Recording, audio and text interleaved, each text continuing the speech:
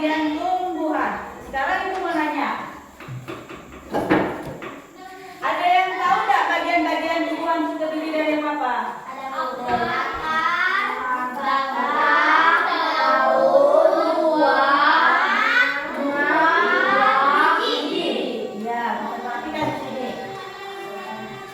Bagian-bagian tumbuhan. Nah, kalian perhatikan di sini. Ini gambar tumbuhan apa?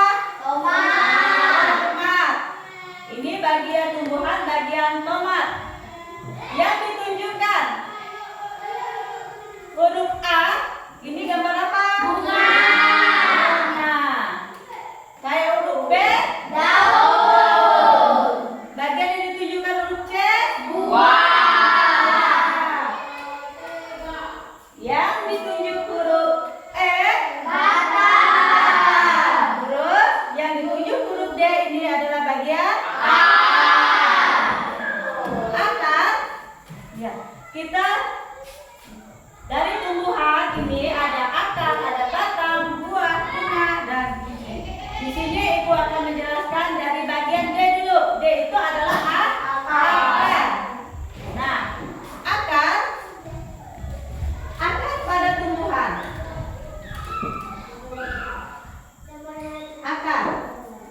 Akar pada tumbuhan, akar itu berfungsi untuk menyerap tenaga tubuh hewan seperti misal air dan hara dan yang tanah.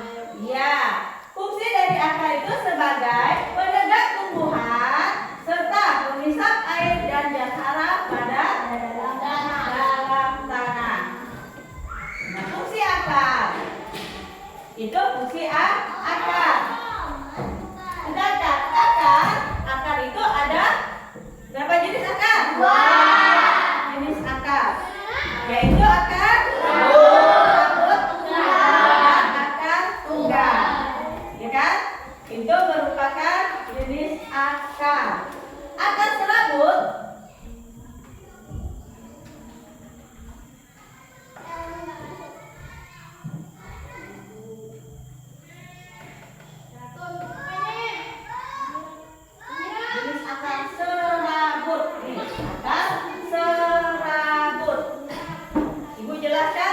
jenis akar serabut. Akar serabut ini terdapat pada sebuah tumbuhan monokotil. Tumbuhan monokotil, ada yang tahu nggak? Tumbuhan apa itu monokotil? Apa? Tumbuhan yang memiliki biji berkeping satu. Iya, tumbuhan monokotil itu biasanya tumbuhan biji berkeping satu. Tumbuhan biji berkeping satu dimiliki oleh tumbuhan seperti apa contohnya? Pepaya, Lina, jagung, bawang. Terus tumbuhan contoh tanaman berakar serabut, ada pohon kelapa, pepaya, jagung, bawang, dan padi, banyak lagi lainnya. Itu yang memiliki akar serabut. Akar serabut. Jadi akar serabut dimiliki oleh tumbuhan biji berkeping satu yang disebut dengan monokotil.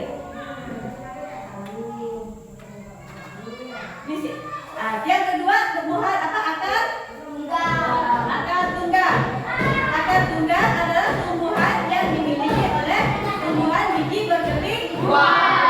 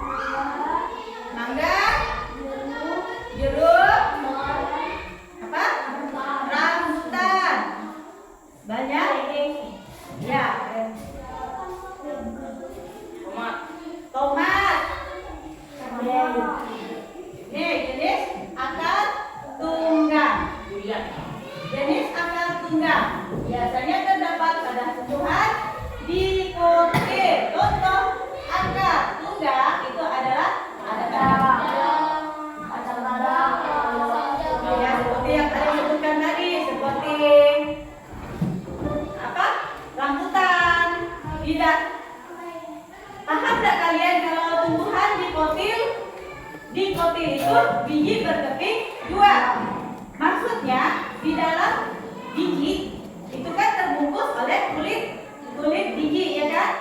Kalau kita buka, dia muncul dua keping di biji. Itu yang disebut dengan tumbuhan dikotil, biji tumbuhan berkeping dua.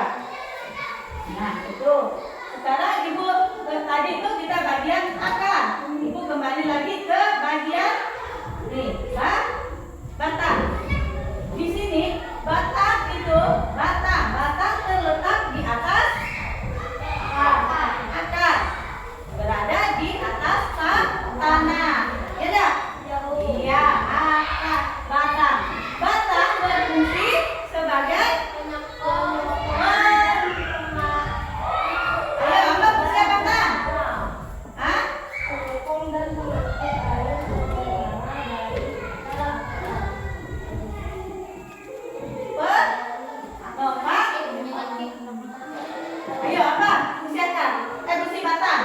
fungsi batang sebagai penyokong dan pengangkut air dan cakara dari akar ke daun serta menggerakkan makanan dari daun ke seluruh bagian tumbuhan.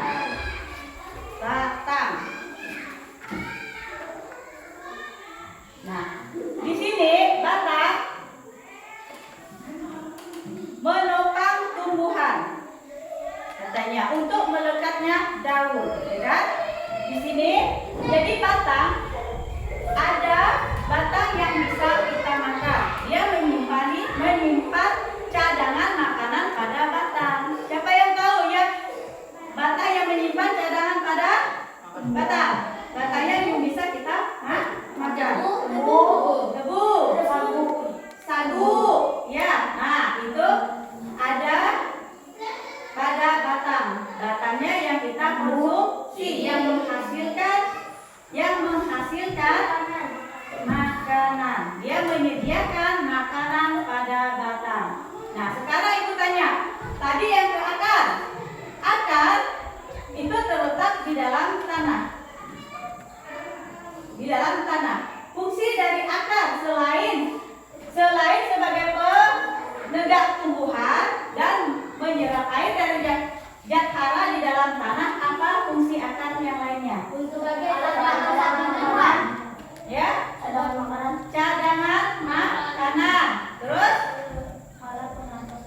alat pernapasan tumbuhan. Terus memperkokoh berdirinya tumbuhan. Iya. Sekarang Ibu mau nanya, akar yang menyimpan cadangan pada apa?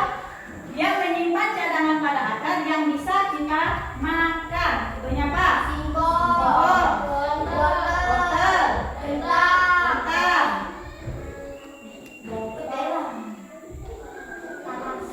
tela.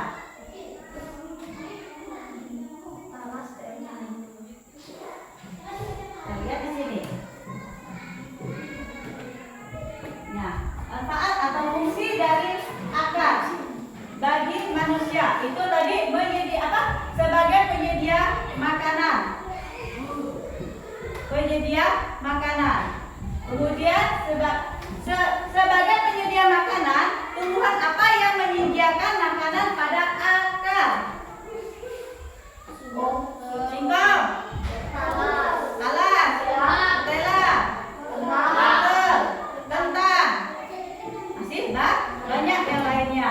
Terus sebagai obat herbal. Nah, akar pada tumbuhan yang digunakan untuk bahan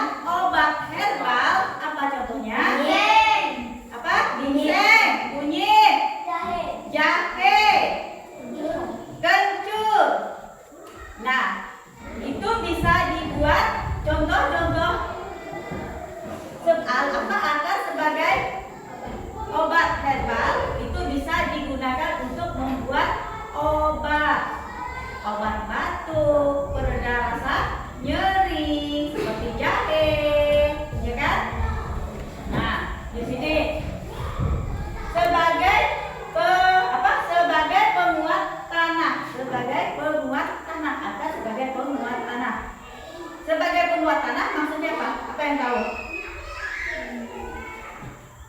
Sebagai penguat tanah. Ada akar menguatkan tanah supaya tanah tidak longsor. Kalau di laut supaya tidak terjadinya abrasi, nah akar apa yang digunakan untuk mencegah terjadinya abrasi yang ditanam orang di tepi pantai? Hah? Apalagi kelapa. Nah, biasa itu akar kelapa itu tidak termasuk untuk mencegah terjadinya abrasi.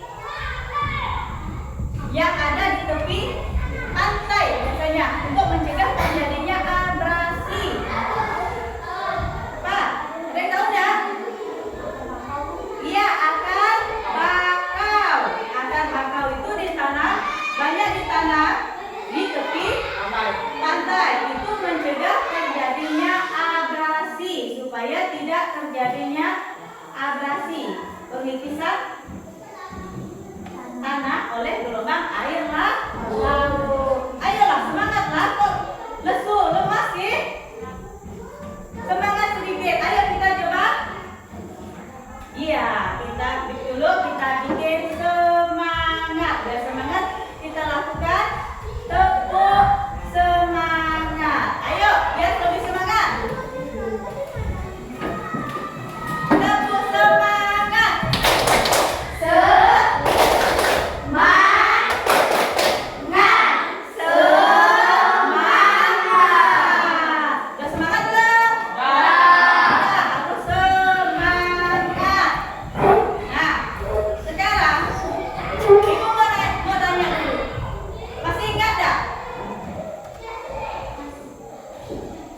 Masih ingat enggak fungsi dari batang?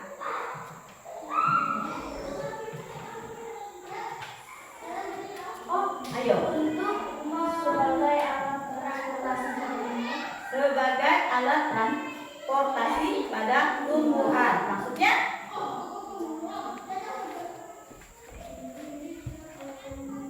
Ayo.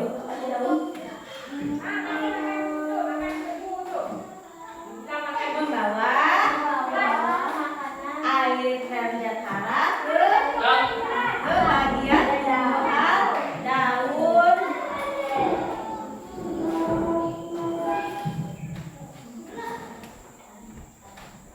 Nah, ini batang kan, datang dari Ibu bilang.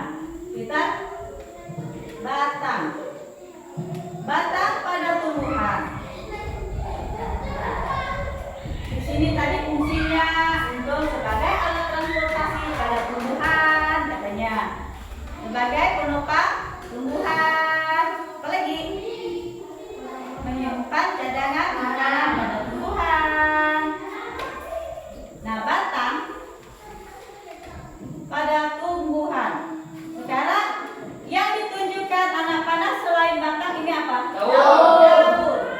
Fungsi daun itu sebagai tempat fotosintesis dan pernapasan pada tumbuhan. Ya, Ibu nanya, siapa yang tahu apa yang itu yang disebut dengan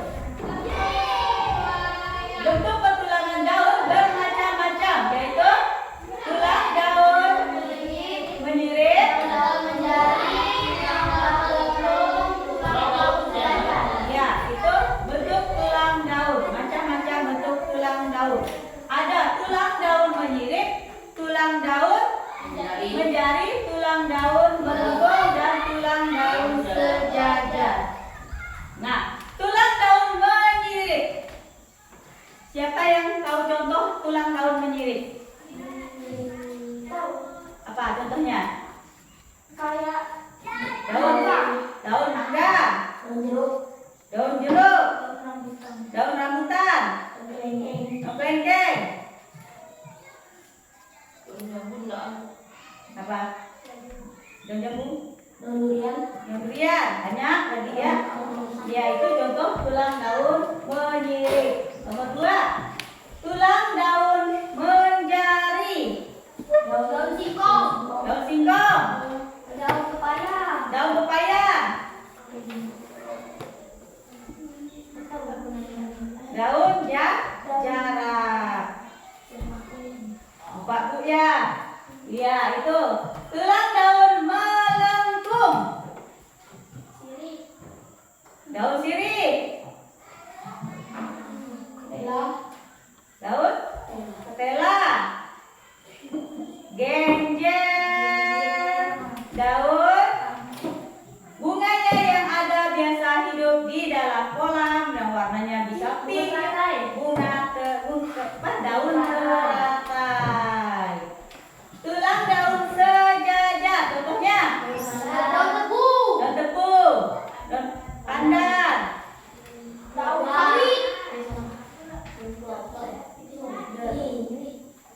Tulang daun menyirip. Ada mangga, ada contohnya daun jambu, ada daun nangka. Ya, daun menjari itu ada singkong, ada contohnya daun pepaya dan ada daun jarak. Tulang daun melengkung, contohnya di sini ada daun gondok, ada daun gondok, ada daun genjer. Tulang daun sejajar, contohnya daun jagung tadi kan, dan ada padi. Nah, ini kita lanjut ke bagian bunga. Bunga itu adalah alat berkembang biakan pada tumbuh tumbuhan. Bentuk dan warna bunga itu bermacam-macam, ya kan? Bermacam-macam. Ada warna kuning, ada warna merah, ada warna merah jambu, ada yang warna putih.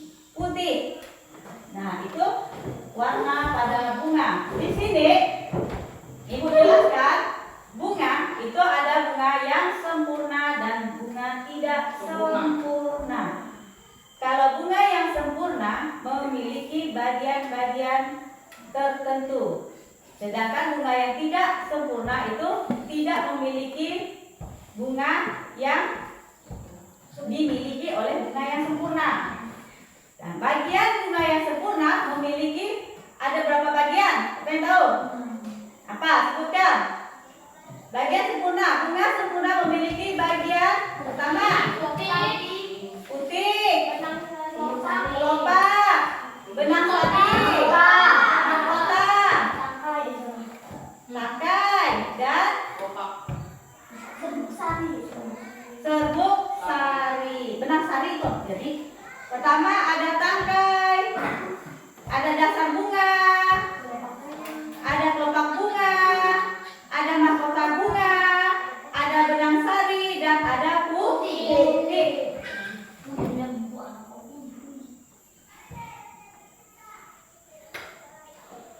Itu bagian bunga. Kalau bunga yang sempurna dia mempunyai benang sari. Contohnya, kalau sudah, nah,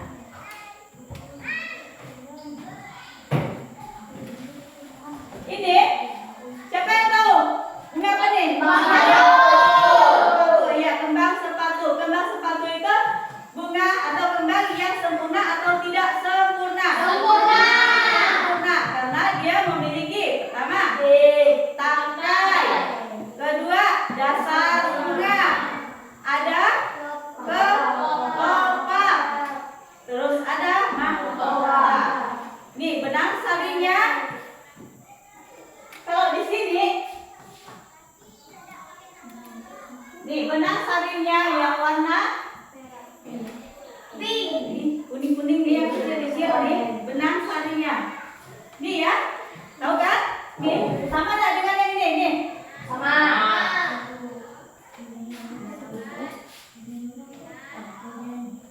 Nah ini, betul? Sama?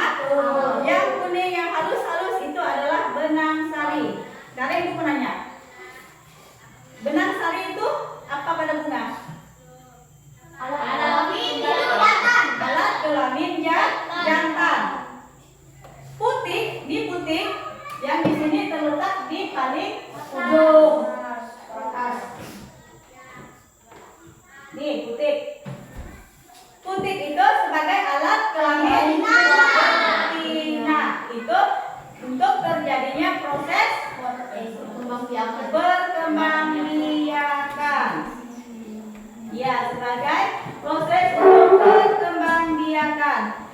Nah, itu sedangkan bunga yang bisa untuk menarik perhatian serangga itu apanya? Mawar. Putik. 6 kali. Kalau kalian tuh bisa melihat bunga tuh. Bunga tuh bagus, cantik. Apa yang diperhatikan? Mahkota bunga. Warna bunga, ya kan? Wih, bagus ya bunga. Teman sepatu nih, katanya warnanya merah jambu, warnanya kuning, warnanya merah. Itu. Nah, itu merupakan bunga yang disukai oleh serangga. Dia akan hinggap di bunga, dia akan menghisap nektar pada bunga nektar yang terdapat pada bunga putik dan benang sari. Serangga jenis apa yang suka pada bunga? Kupu. Nah, kalau kupu-kupu hinggap di bunga, itu karena dia mau menghisap nektar pada bunga. Dia menghisap nektar pada bunga itu terjadinya secara tidak langsung penyerbukan pada bunga.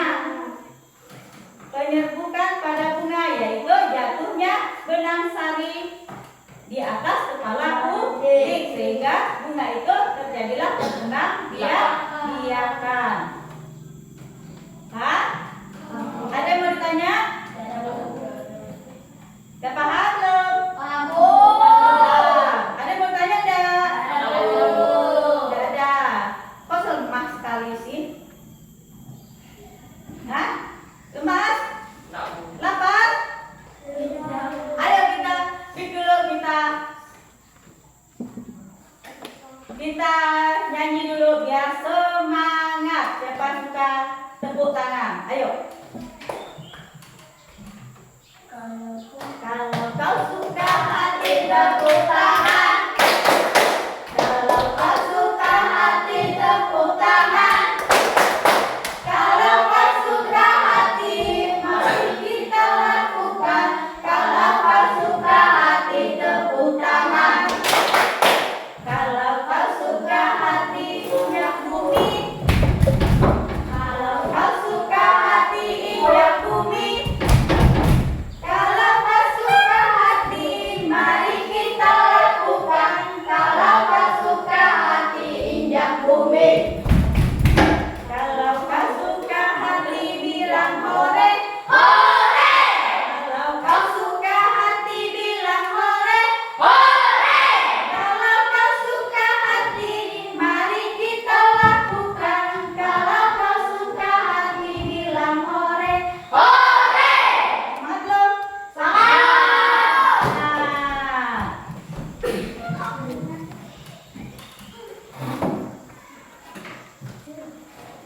Nah, sekarang ibu kasih kalian tugas.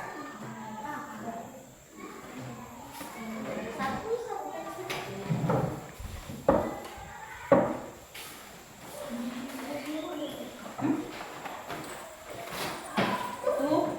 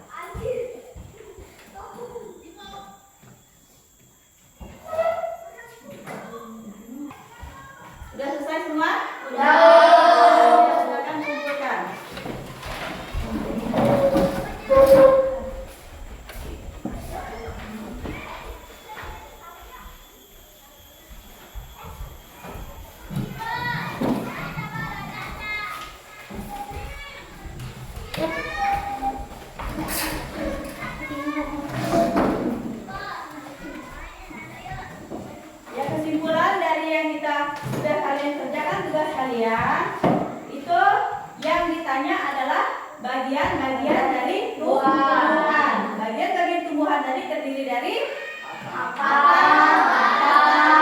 daun, bunga, biji. ya. Fungsi dari akar Untuk menyerap untuk menyerap air dan cairan dari dalam tanah. Fungsi dari batang untuk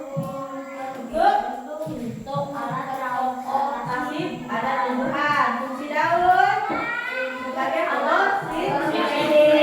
Bunga perkembangan menjaga tumbuhan. Buah untuk biji-biji. ya dari biji. Di sini itu kesimpulan dari bagian-bagian tumbuhan dan fungsinya. Nah, karena waktunya udah selesai dalam materi pelajaran IPAS, nanti kita ganti ke pelajaran lain. Nah, terus kita lanjutkan pelajaran IPAS minggu depan. Sekarang Ibu selesai di bagian IPAS-nya. Dan pelajaran IPAS-nya sudah berakhir. Jadi, terima kasih dan selamat siang. Bu, yang mau tanya Bu, Ya, silakan bertanya tentang apa? rotan itu termasuk dalam makan atau bukan? Karena dia menjulur-julur di tengah. Ya, rotan itu bukanlah akar, karena rotan itu di bawah rotan ada akarnya, ya, akarnya. Sedangkan rotan itu adalah batang yang biasa digunakan orang untuk membuat kerajinan tangan seperti kursi, meja, dan anyaman. Jadi yang dibuat orang untuk meja, kursi, dan anyaman itu dari rotan yang merupakan batang. Jadi rotan itu bukanlah akar. Paham? Ada yang mau ditanyakan lagi? Saya Bu, Ya, silakan. Nanya apa? rotan itu Bu berkembang biak dengan cara apa Bu? Ya, rotan berkembang biak dengan dua cara. Dengan cara generatif itu menggunakan biji, dan yang kedua dengan menggunakan vegetatif, yaitu dengan tunas. Jadi rotan itu bisa berkembang biak dengan dua cara. Apa tadi caranya? Vegetatif dan generatif. Generatif dengan cara biji dan vegetatif dengan cara tunas. Itu perkembangbiakan rotan. Sudah paham belum? Ada yang mau ditanyakan lagi? Ya, kalau ada yang mau ditanyakan lagi, silakan. Kalau yang merasa ada yang belum paham. Ada yang mau nanya lagi? Ya, kalau sudah tidak ada yang mau ditanyakan lagi, Ibu cukupi akhir pelajaran kita hari ini tentang IPAS. Kita bertemu kembali minggu depan. Sekarang pelajaran kita udah selesai, ganti materi yang lainnya lagi. Kalau udah, ayo kita siapkan. Terima kasih dan selamat